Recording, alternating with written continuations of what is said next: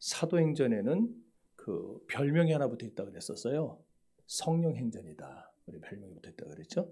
그러니까 왜 성령행전이라는 별명이 붙었느냐? 이 사도행전만큼 성령의 역사를 강조하는 성경이 없다는 거예요.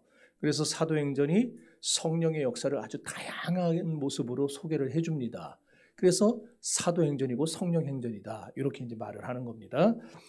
그러면서 지난주에도 얘기한 거 기억이 나실 겁니다. 사도행전에 성령이라는 단어가 총 몇 번 나온다 그랬었죠?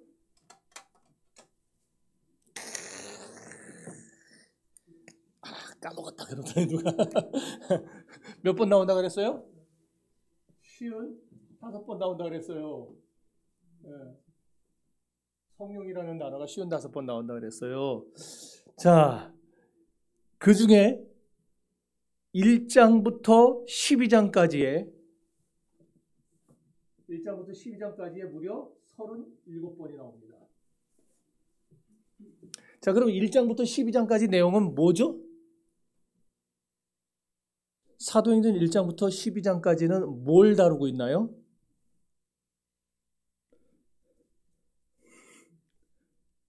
혼자 할까요, 그냥? 교회의 탄생과 기원이에요.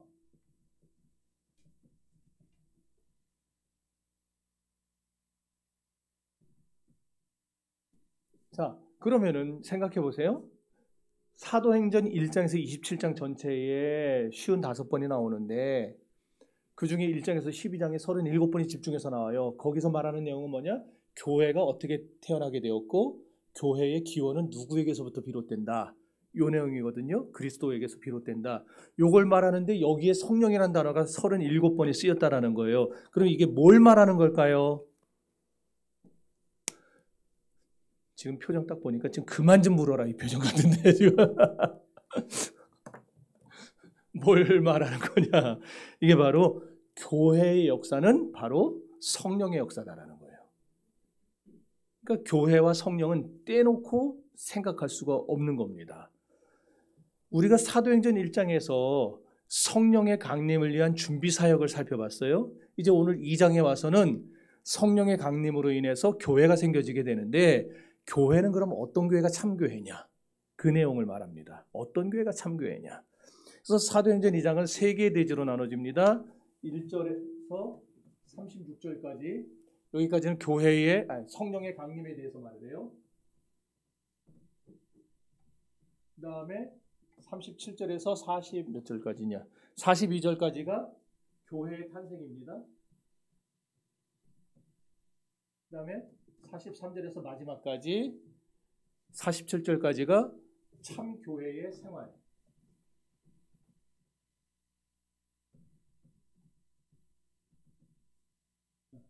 사도행전 2장은 요 세 가지의 내용으로 구성이 되어 있다는 거예요. 그런데 요 세 가지로 이렇게 나누지만은 요걸 다 묶어서 한마디로 요약을 하면 뭐가 되느냐? 도대체 어떤 교회가 참된 교회냐 그 얘기죠. 어떤 교회가 참된 교회냐. 그러니까 참된 교회가 있다면은 분명히 거짓된 교회도 있는 거예요. 여러분 그거 잘 알고 신앙생활 하셔야 됩니다. 이 세상에 진짜 교회가 있고 가짜 교회가 있을 수 있다는 거예요. 그럼 가짜 교회, 거짓된 교회의 특징이 뭔지를 알면 되겠죠. 거짓된 교회의 특징은 뭘까요? 죄송해요. 묻지 말라는 여러분의 그 눈초리를 내가 보면서도 거짓된 교회의 특징이 뭘까요? 성령이 없어요. 성령이 없어요. 자, 좀 더 얘기를 해봐요. 성령이 없다 그러면. 자기들도 성령 다 있다 그러잖아요. 거짓된 성령. 거짓된 성령. 좋아요. 거짓된 성령. 그걸 좀 다른 식으로 표현하면 어떨까? 자, 그 사람들이 성령을 얘기해요, 안 해요? 하죠. 예수를 얘기해요, 안 해요? 해요. 그럼 우리랑 똑같잖아요, 지금 말하는 게. 근데 우리는 너흰 거짓된 성령이야. 그럼 걔네들은 웃기는 소리 하지 마. 니들이 거짓된 성령이야. 그럴 거 아니에요. 그러면은 거짓된 교회의 진짜 특징이 뭐냐 하면은 똑같이 그리스도의 이름을 말해요. 이게 뭔지는 이제 더 이상 말 안 해도 알죠? 이에수스 크리스토스 해가지고 예수 그리스도예요. 예수 그리스도의 이름을 말하지만 실상은 예수의 이름을 앞세우는 게 아니고 여기다가 누구 이름을 앞세우면 자기 이름을 넣어요. 이게 거짓된 교회예요. 예수를 말하는 게 아니에요. 이단들이 예수를 말해요. 성령을 말해요. 하나님을 말해요. 그런데 그 앞에 자기들의 이름을 넣어요. 자기들의 이름을. 그래서 사람들을 미혹해 하는 거예요. 완전히 다 틀리면 누가 속아 넘어가요. 거기에. 다 똑같은데 숨은 그림 찾기 해봤죠. 제가 난도가 엄청 센 숨은 그림 찾기를 한번 해봤어요. 거기 뭐라고 저를 유혹했냐면은 아무리 숨은 그림 찾기 잘하는 고수도 반드시 하나는 틀린다. 그렇게 써놔서 내가 그걸 도전했다가 10문제를 풀었는데 2개 맞췄어요. 8개 틀리고. 진짜 2개는 찾아냈는데 하나를 못 찾아내겠더라고. 근데 나중에 답이 나와 보니까 여기 있네. 그래요. 여기 있네. 그게 숨은 그림 찾기 아니에요? 이단들이 그런 식이라니까요. 예수님 이름 말하고 성령님 이름 말하고 하나님 이름 말하지만 실제로 들을 때는 다 차이가 없어 보여요. 우리랑. 그런데 결국에는 나중에 답을 알고 보면은 이거구나. 자기 이름을 집어넣는구나. 이걸 이제 알 수가 있다라는 거예요. 그리고 이단들이 정통교회보다 기적과 이사를 더 많이 보여줍니다. 요즘에 어떤 전도사가 있어요. 이 사람이요. 신학교 공부도 안 했어요. 평상시에는 무슨 직업을 갖고 있던데 뭘 해요. 그런데 주일날 되면 사람들을 끌어모으는데 이 사람이 치유사역을 해요. 남자 전도사인데 그러면요 거기에요. 서울 장안에 유명한 교회 장로도 오고 권사도 오고 막 와요. 심지어 어떤 사람 목사라는 거 숨기고도 앉았더라고. 그리고 전도사 머리에다 머리 뒤밀고 안수받는 거예요. 아이고 나가 죽어야지 그 목사. 전도사 머리에다 손을 얹고 안수를 받아요. 근데 거기서 한두 명이 났어요. 그랬더니 지금 막 어마어마하게 막 몰려오는 거예요. 몰려가. 나도 진짜 하나님 앞에 나도 도대체가 내가 손만 얹으면 병이 나는 것이 그래 여기 몰려올 텐데 오지 말라 그래도. 그런 표적과 이사를 보여줘요. 이단들이. 그런데 그런 표적과 이사 그걸 통해서 자꾸 이들이 거기에 비진리를 집어넣습니다. 성경이 아닌 걸 집어넣어요. 그러면서 비진리로 끌고 가는 거. 그게 거짓교회예요. 이걸 여러분들이 분별하셔야 돼요. 중요한 거는 참교회에 속하면 우리가 살지만 거짓교회에 속하면은요 죽는 거예요. 그러잖아요. 평생 자기는 교회 다녔다고 하겠는데 마지막에 가는 데가 어디겠냐고요. 마지막에. 그 영혼은 어디 가겠어요. 그럼 참교회는 뭐냐? 자, 거짓된 교회가 이거면은 참교회는 도대체 뭐냐? 4가지의 모습이 있어야 됩니다. 참교회는.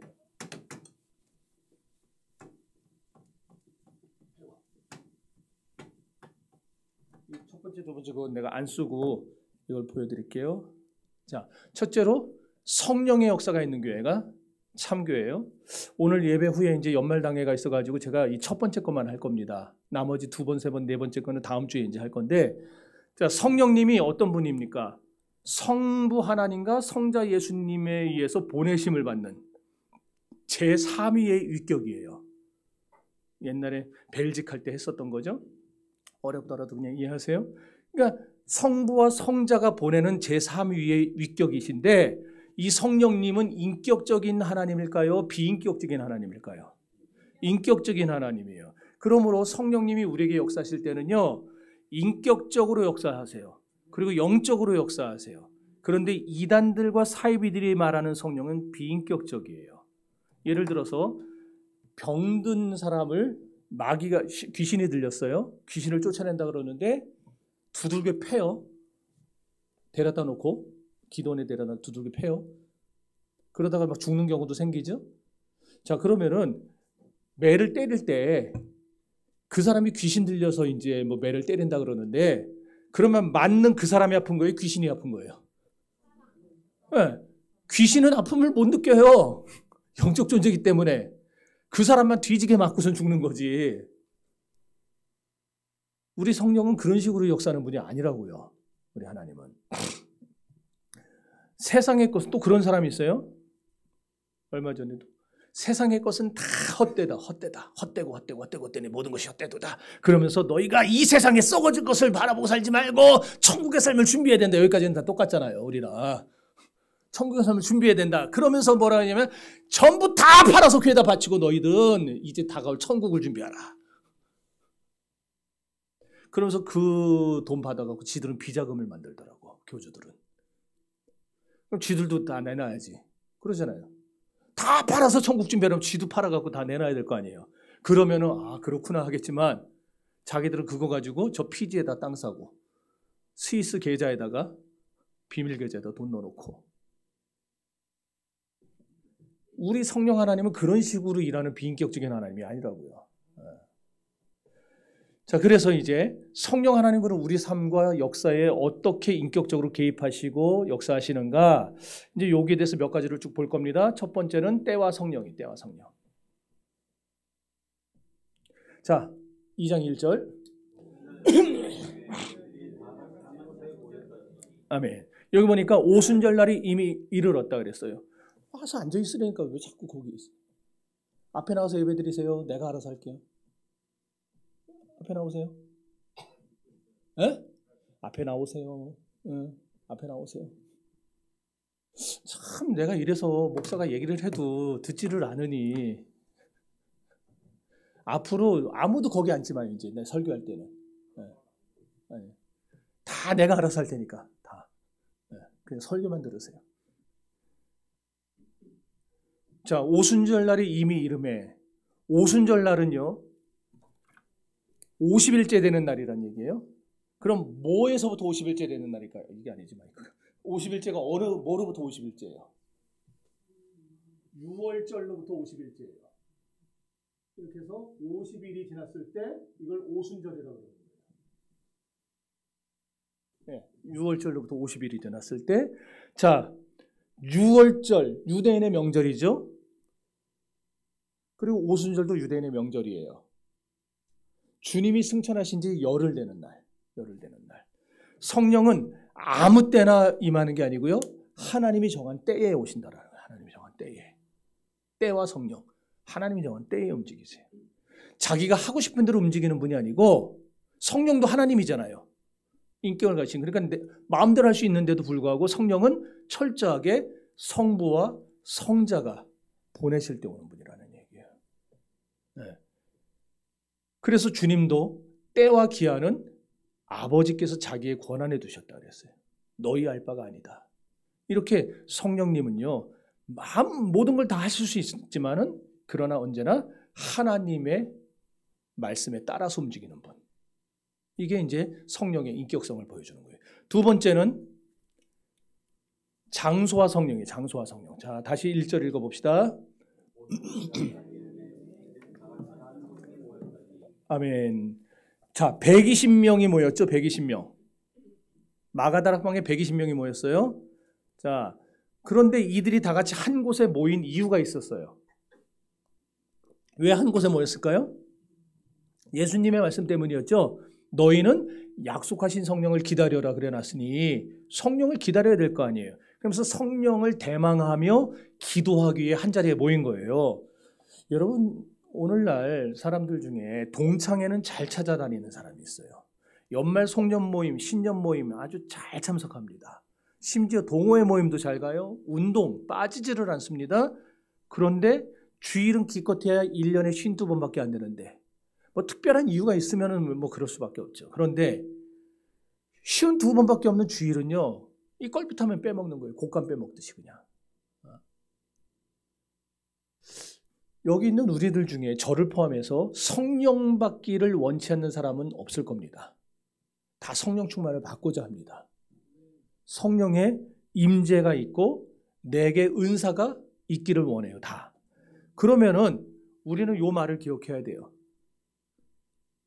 약속하신 성령을 기다리라 그랬더니 제자들이 어떻게 했어요? 120명이 한 곳에 모여서 기다렸어요. 한 곳에 모여서. 그렇다면은 우리도 이 한 곳이 어디예요? 성령이 임하는 장소예요. 그럼 우리도 성령이 임하는 장소에 가서 기다려야지 딴 데 가서 기다리면은 소용이 없는 겁니다. 그러므로 성령이 코빼기도 비치지 않는 곳에 가서 기다린다? 오시겠어요? 안 오세요. 성령이 임하시는 장소. 확실한 것은 성령님이 그럼 어디 임하시냐? 그건 내가 모르죠. 어디 임하시는지는 내가 어떻게 알아요? 그러나 이거는 확실하죠.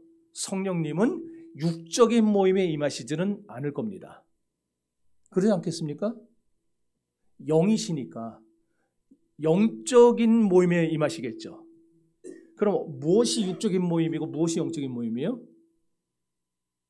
그건 여러분이 다 스스로 판단이 가능하죠. 예. 그러니까 우리 성령님은요, 약속한 대로 오십니다.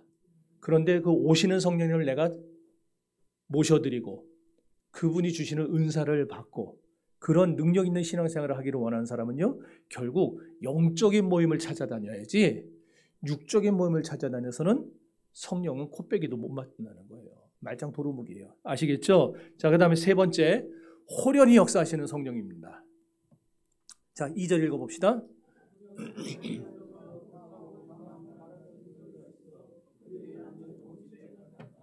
아멘. 따라합시다. 호련히. 호련히.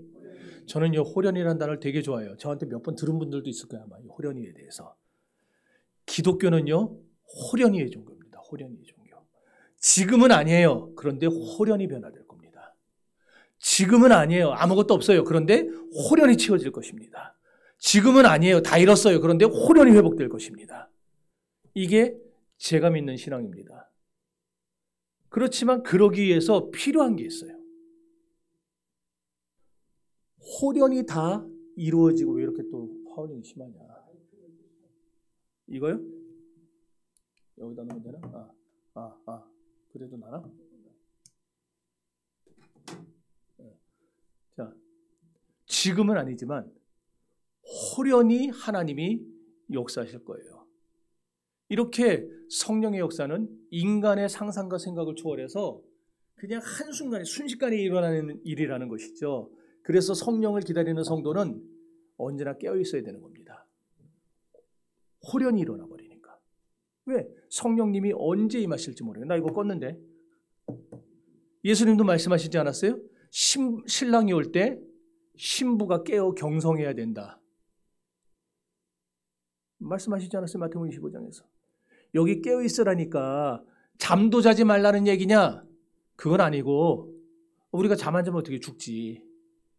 그냥 깨어 있으라는 게 그냥 눈 뜨고 막 이러고 살으라는 게 아니라 날마다 주의 성령을 간절히 사모하면서 살으라는 얘기예요. 성령은요, 이렇게 은혜를 간구하는 자, 은혜를 간절히 사모하는 자에게 성령은 임하시게 되어 있는 것입니다. 그러니까 여기 아직 성령의 임재를 체험하지 못하고 성령의 은사를 받지 못하신 분들이 있다면요, 사모하세요. 그리고 영적인 모임에서 주님을 기다리세요. 그러면 때와 기한은 아버지께 달려 있어요. 그러나 분명한 것은 우리가 자꾸 영적인 모임을 찾아가고 기도할 때에 하나님의 성령이 분명히 약속한 대로 오게 되어 있다는 거예요. 임할 것입니다. 네. 그리고 이제 네 번째로 위로부터 임재하는 성령이에요. 성령은 위로부터 온다는 거예요. 자, 다시 읽으세요.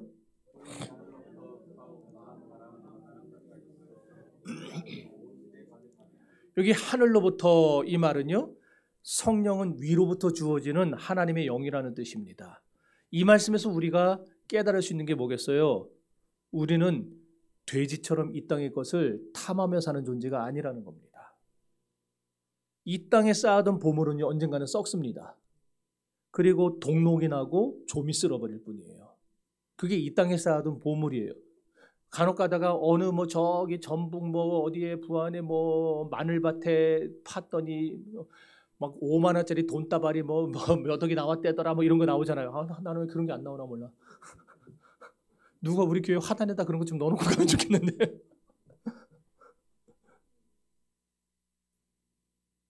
거기다 넣어놓으면은 비닐봉지에 해가지고 이제 자기들은 싸는 거예요. 근데 그 몇 년 있고 그러면 그것도 좀 쓸어요 다. 썩지 않고 녹슬지 않는 곳은 하나님 나라밖에 없어요. 거기다 쌓아두셔야 돼요. 거기다가 썩어질 세상 것을 탐하는 생활 속에는요, 성령이 임하실 수가 없다라는 거예요. 여러분, 날마다 위로부터 임재하시는 성령을 바라보시면서 하늘에 여러분의 보물을 쌓아두시기 바랍니다.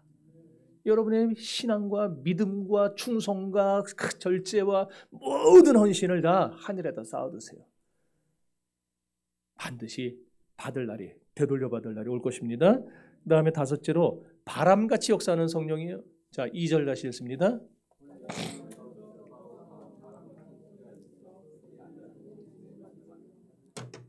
아멘. 다시 처음부터 해야지. 성경 읽고 어떻게? 아멘. 네, 좀 하세요. 네, 좋은 말 할 때 하세요. 자, 급하고 강한 바람 같은 소리가 있어. 이 말씀처럼 성령은 어떻다는 거예요? 바람처럼 역사한다는 거예요. 바람처럼. 바람처럼이라는 말은 뭘 가리키는 거냐면 성령의 임의성이에요. 임의성. 다시 말하면 성령님의 자유의지. 인간에게 자유의지가 있다고 그러지만 지금 타락한 인간에게는 이 부분적 자유의지예요. 깨어진 자유의지. 완전한 자유의지는 하나님께 있는 것이죠. 그죠?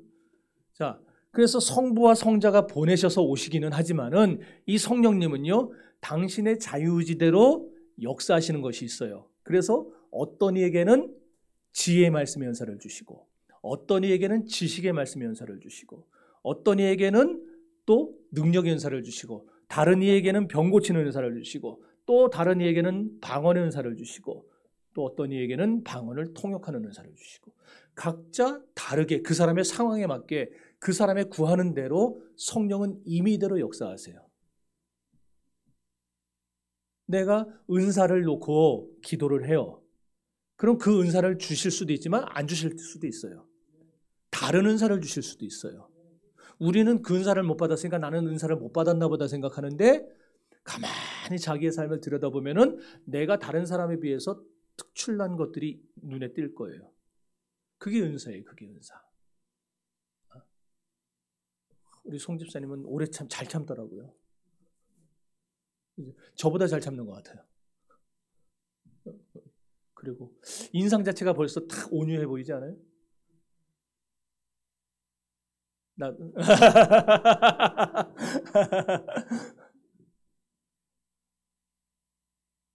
각자 은사들이 다 있다니까요. 어떤 사람은 잘 들어줘요. 성경에 잘 들어주는 은사는 없으니까 그거 은사 아니다 하는데 다 은사예요.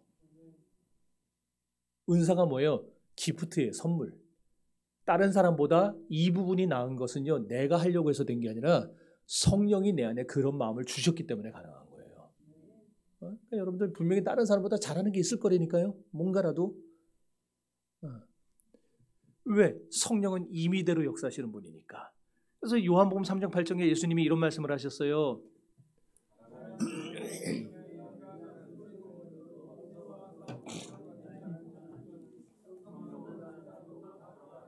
바람 소리 휙 나기 때문에 휘 부는 바람 소리는 듣지만 바람이 어디로 와서 어디로 가는지 우리가 어떻게 알아요?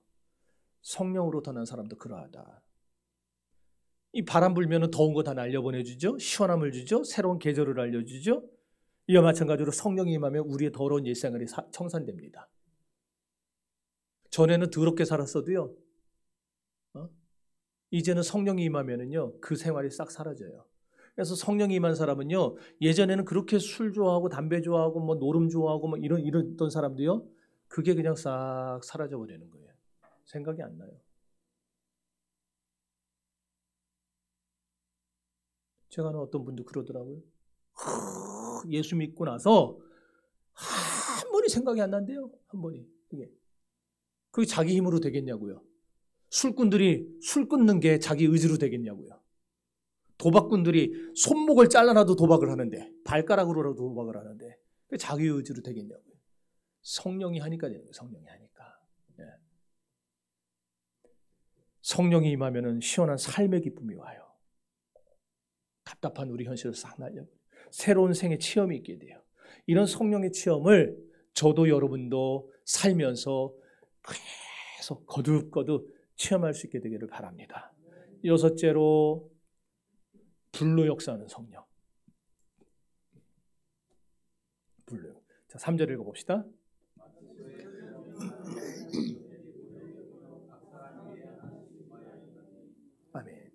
불은 자기를 소멸시키면서 주변을 밝혀주죠. 어둠을 밝혀요. 뜨겁게 해줘요. 이와 같이 성령을 체험한 성도에게서도 죄가 소멸됩니다. 죄가 소멸돼. 아울러 내일에 대한 소망의 삶을 살아가게 돼요. 또 뜨거운 심령의 체험을 맛보게 되는 거예요. 성령을 체험하면 심령이 뜨거워서 견디지를 못해요. 이거 뭐 계속 길게 할 수는 없고 그냥 오늘은 다음 주에 하는 걸로 하고 넘어갑시다. 자, 그 다음에 7째, 말씀 속의 역사는 성령이에요. 자, 사도행전 2장에는요, 소리, 말씀, 가르침이라는 말이 나오는데, 소리, 말씀, 가르침. 이게 사도행전 2장에 모두 몇 번 나오느냐 하면은 6번 나와요. 2절, 14절, 15절, 37절, 41절, 42절. 너무 빠른가요? 2절, 14절, 15절, 37절, 41절, 42절. 이렇게 천천히 해줘도 받아 적지도 않는데 뭐.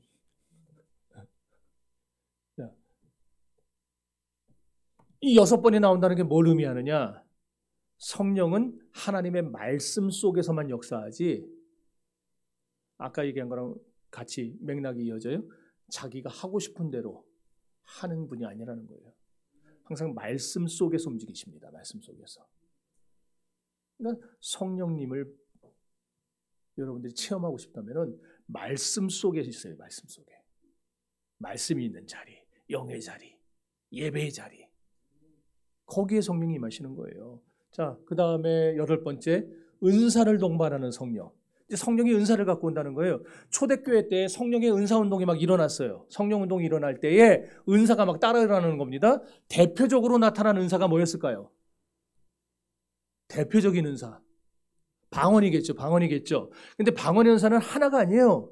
방언의 은사는요, 고린도전서 12장 10절 보면은요, 각종 방언이 있다. 각종 방언. 이 각종 방언은요, 대체로 2가지로 구분됩니다. 하나는 전도를 위한 방언이에요.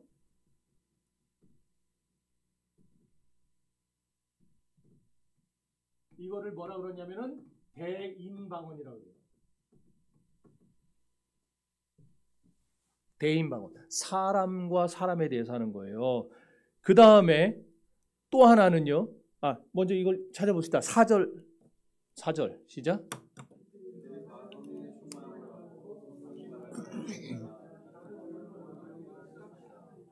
여기 보니까 다른 언어들로 말하기를 시작하니라. 여기 다른 언어라는 거는요, 사람들이 알아들을 수 있는 말이에요, 못 알아듣는 말이에요? 알아듣는 말이라는 거예요. 다른 언어라는 거는요. 예를 들어서 영어, 분명히 말이 있죠. 우리가 못 알아먹어서 그렇지.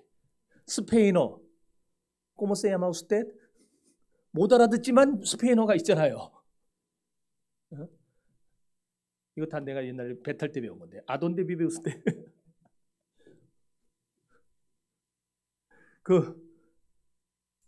이렇게 일상생활 속에서 사람에게 전도하기 위한 방언이 있어요. 또 하나는 하나님과의 영교 속에 나타나는 방언이에요. 영교가 뭐예요? 영적인 교제죠. 영적인 교통. 영적인 교통 속에 나타나는 방언인데, 이거를 대신 방언이라고 해요. 대신 방언. 하나님을 대하여 하는 방언. 이 대신 방언은 사람이 알아들을까요? 못 알아들을까요? 이게 이제 여러분들이 보통 이해하고 있는 방언이에요. 우리가 막 하는 그 방언. 사람들이 못 알아먹잖아요. 뭔 소리인지. 뜻도 모르고.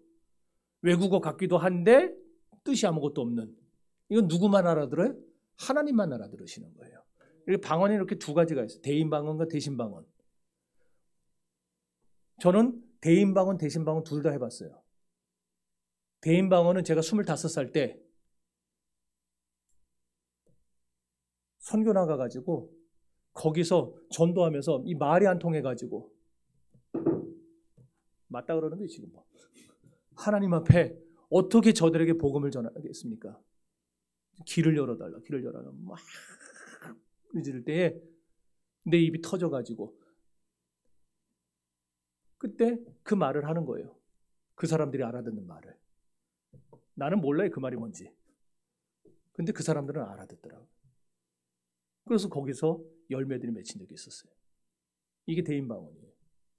대신방언은 사람이 알아듣지 못하는 하나님만 알아들을 수 있는 방언. 자, 그런데 중요한 거는요, 이 방언이라는 것을 순복음처럼 성령 은사의 유일한 증거, 다시 말해서 성령을 받았는지 안 받았는지를 확인하는 유일한 증거로 삼으면 안 돼요. 순복음은 왜 문제냐? 방언을 못하면 성령 받은 게 아니에요. 방언을 해야만 성령 받은 거예요. 그래서 그 사람들은요, 요새는 안 그래요. 옛날에 왜 조윤규 목사님이 이단 시비를 휘말렸었냐면은 사람들 모아놓고 방언을 가르치는 거예요. 앉혀놓고서는 따라해. 그래서 자, 할렐루야, 할렐루야, 할렐루야, 할렐루야, 할렐루야, 할렐루야, 이걸 시키는 거예요. 여러분 한 40분 그거 해보세요. 나중에 내가 뭐 하는지도 모르고 그냥 막 뜨거워진다니까요. 그럼 그게 성령 받은 거라는 거예요. 어디 성경에 그딴 방언을 얘기합니까? 그래서 그분이 한때 이단에 휘말려가지고 순복음 전체가 이단이 된 적이 있었어요. 나중에 그분이 한국교회 앞에 사과하고 용서구해서 풀어진 거지. 그래서 그 이후에는 지금 그럴 때처럼은 안 하는데 지금도 순복음은 이 방언을 구원받은 증거로 삼아요. 그럼 방언 못한 사람은 여기 방언 못한 사람 손 들어보세요. 그럼 구원 못 받은 거예요 이제 순복음식으로 하면은. 그 앞으로 순복음 갈 거예요? 안 된다니까. 여기서 뼈를 묻어야지.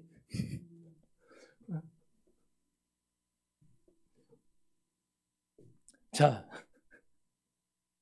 어디까지 있냐? 분명히 방언은 성령의 은사 중에 하나입니다. 전 그거는 분명히 인정해요. 방언을 받으면 유익할까 안 유익할까요? 유익해요. 그래서 저는 여러분들 다 방언했으면 좋겠어요. 유익해요. 하나님과 나만 알아들 그 말을 갖다가 내가 기도를 하니까 다른 사람 신경 안 쓰고 얼마든지 기도할 수 있어요. 그리고 그 기도를 하고 나면 힘들지도 않아요. 주님이 힘 주시면서 채우시니까. 그러니까 그 유익 있는 기도 여러분들 하시면 좋겠어요. 우리 교단은 방언을 별로 강조하지는 않지만 여러분 받았으면 좋겠어요. 유익이 있으니까. 그러나 못 받았다고 해서 넌 성령 못 받은 거야, 넌 구원 못 받은 거야 이러면 된다는 거예요? 안 되는 거예요. 방언 못 한다고 구원 못 받았다는 게 어디냐고. 성경에 나왔으면 전 믿겠어요. 근데 성경에는 없잖아요. 우리 성경대로 하자니까. 중요한 건 뭐냐? 오늘 본문 4절, 아까 4절 우리 다시 한번 봅시다. 자,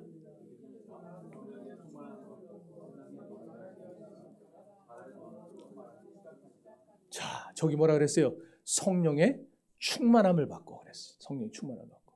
그러니까 교회와 성도는요, 초대교회 성도들처럼 성령의 역사를 충만하게 받는 게 중요한 거지 방언을 한 해 못 한 해 그게 중요한 게 아닌 거예요. 병 고치는 은사를 누구는 받을 수 있고 누구는 못 받을 수 있겠죠. 예언의 은사를 누구는 받고 누구는 못 받을 수 있겠죠. 그건 그 사람에게 필요하니까 성령께서 그 사람에게 자유로 주시는 건데 누구는 못 받았다고 너는 구원받은 거 아니야. 너는 성령 받은 거 아니야. 이래버리면은 심각한 문제가 생기는 거예요. 성경을 오해하는 거예요. 예수님 그랬죠. 너희가 근체와 회양과 그 다음에 11조는 드리면서도 하나님의 말씀의 인과 의와 신은 저버렸도다. 그러니까 정확한 성경의 말씀 의도를 저버리고 자기들의 생각대로 해버리면 문제가 된다는 거예요. 성도 여러분, 그런데 이런 성령 세례가 뭔지는 알죠? 성령이 임하는 거예요. 성령 세례는요 단회적이에요. 한 번이에요. 무슨 말이에요? 여러분이 예수 믿을 때 성령이 오세요. 어떤 사람은 확실히 느끼고 오는 경우도 있고 어떤 사람은 내가 성령을 받았나 안 받았나 헷갈리게 임하는 경우도 있어요. 대부분이 모태신앙인들. 모태신앙인들은요 자기가 성령을 받았는지 못 받았는지 몰라요. 잘. 어려서부터 그냥 여기 젖어서 살다 보니까 그냥 이게 그런갑다 하고 지내는 거지. 잘 몰라요. 물론 그걸 확인하려면 자기가 정말 뼈를 깎는 하나님과의 그 교통 속으로 들어가야 되는데 그러나 예수님을 영접하고 나서 이 성령 세례는 평생 딱 한 번 받는 거지만 성령의 충만은 지속적이에요. 무슨 차이인지 아시겠어요? 우리가 구원받고 천국 가는 데 필요한 성령 세례는 딱 한 번이에요. 예수 믿는 그 순간에 내가 느끼든 못 느끼든 주님이 성령의 역사하세요. 임하세요. 그런데 그 이후에 예수 믿고 나서 평생을 살아가면서 성령의 충만은 계속 받아야 되는 거예요. 성령의 충만.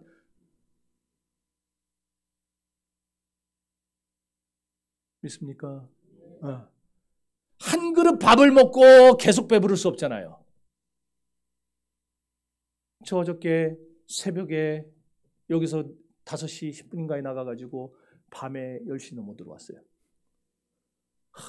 참 기차표가 없어갖고 내가 진짜 8시 20분에 부산 떨어져가지고 부산역에 있는 카페 들어가서 설교 준비하다가 10시에 거기 도서관이 문 열었다 그래서 도서관으로 가가지고 준비하다가 오후에 시간 맞춰서 거기 참석하고 또 이제 저녁에 기차 타고 올라온 건데 우리 장로님이 아까 그러더라고요. 우리 목사님은 젊어서 그런가 어디 뭐 하나도 어디 아픈 데도 없어 보이고 제가요 여기 지금 여기 헤르페스라 그러죠? 면역 약해지면 뭐 물집 터지는 거 여기 생겼죠? 요 안에 지금 또 구멍 났죠? 입술 속에 여기 보여요? 보여요? 빨간 안 보이나? 보여요? 막 나죠? 피곤하니까 막 이런 게 나는 거예요. 제가 안 피곤한 척을 하는 거지. 여러분 앞에서 내가 피곤해가지고 자 38절 읽어봅시다. 자 시작. 베드로가 이러되 이러면은 여러분이 어떻게 했냐고요 지금 예배드리면서. 내가 몸은 피곤하고 막 저기 해도요 하나도 안 피곤한 사람처럼 하는 거예요 지금. 이제 끝나고 나서 이제 올라가면 이제 쓰러지겠죠. 한 그릇 밥 어제 와서 그래서 밥을 내가 얘기하려고 그러다가 또 딴 데로 샌 건데 오자마자 밥을 먹었어요. 밥을. 아침에 밥 먹었을까요? 안 먹었을까요? 오늘 주일 아침에. 어제 저녁에 늦게 먹었으니까 안 먹었을 것 같아요? 또 먹었어요. 우리가 한 그릇 밥을 먹었다고 배는 그 순간 부르지만 그 배부른 게 계속되지는 않잖아요. 시간 지나면 꺼져요.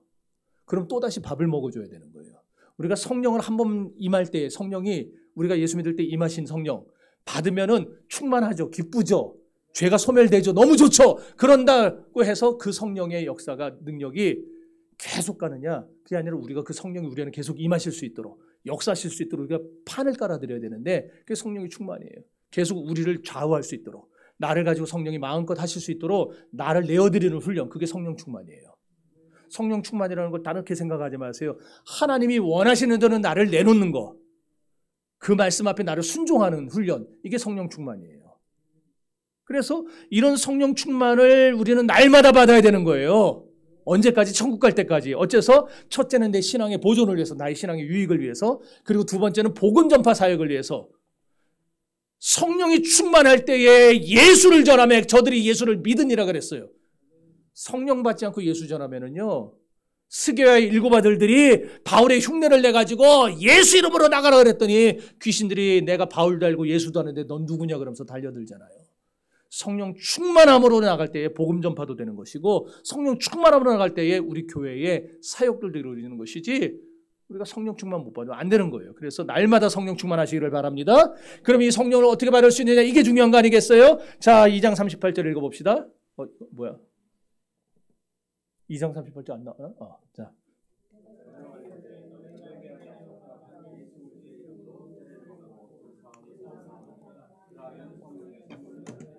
아멘.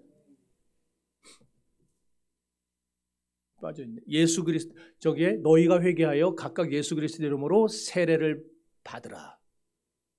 그거예요. 그리고 죄사함을 받으라.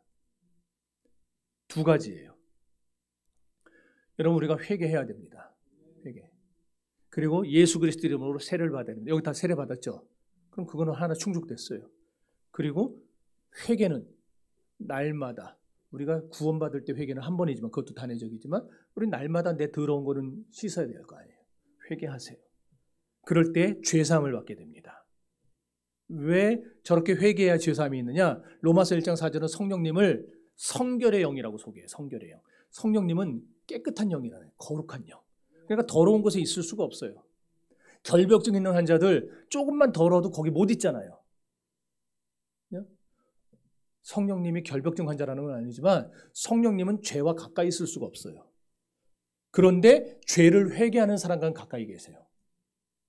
그래서 그 사람에게 역사하는 거예요. 그래서 우리가 성령을 받으려면은 날마다 죄를 회개하는 심정으로 나가야 되는 겁니다. 갈라디아서 5장 17절은 성령의 소욕은 육체의 소욕을 거스린다 그랬어요. 이제 다 끝났습니다. 성령, 육체의 소욕이 뭡니까? 내가 해놨나 안 했나? 아닌데. 없네. 육체의 소욕은 뭐냐면 이런 거예요. 음행과 더러운 것과 호색과 그 다음에 우상숭배와 주술. 주술이 뭔지 알죠? 무당들 하는 짓거리. 주술과 원수 맺는 것과 사람하고 원수 맺지 마세요. 분쟁과 서로 분쟁, 당 나눠서 싸우지 마세요. 시기와 남 시기하지 마세요. 분냄과 분열함과 이단과 투기와 술 취함과 방탕함. 여기 술 취함도 들어가요. 술 취함과 방탕함. 이게 육체의 소욕이에요. 이거 하고 있는 분들 하나라도 했는 분들은 끊어내세요. 대신에 우리는 성령의 소욕을 맺어야 되는데 성령의 소욕은 뭐냐? 사랑과 희락과 화평과 오래 참음과 자비와 양성과 충성과 온유와 절제니 이 같은 것을 금지할 법이 없느니라. 이게 성령의 소욕이에요. 그러니까 우리는 육체의 소욕을 날마다 끊어내고 회개하고 내가 매일매일 넘어질 수 있잖아요. 그럼 매일매일 회개하세요. 하나님 내가 오늘 하루도 이렇게 살지 못했습니다. 나를 용서해달라고. 그리고 주님 앞에 이런 성령의 소욕을 맺으며 살아가는 자가 되게 나를 기도하세요. 이 모든 육체의 일을 버리고 회개하여 죄사함을 받는 성도들이 다 될 수 있기를 바랍니다. 할렐루야! 할렐루야!